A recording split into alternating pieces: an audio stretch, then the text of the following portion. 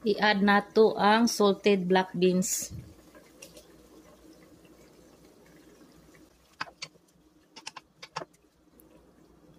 Hubasan nato siya gamay.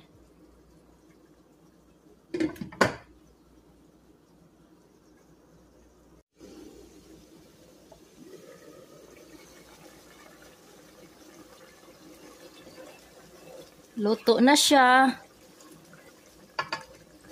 Indot kay ang kulay niya, oh. Brown na brown.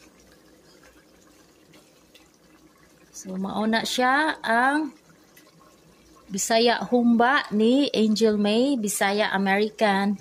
So, mauna siya nga klase nga humba nga ako ang gusto, guys. Naluto na ang ato ang humba nga Bisaya ni style. Sa kusina ni Ay Cabaw. So, tilawan nato ko, no, kung lami ba ni siya. Kuha siyang gibutangan og salted black beans aron nag-add siya og flavor. So wala na po nag-asin-asin ani.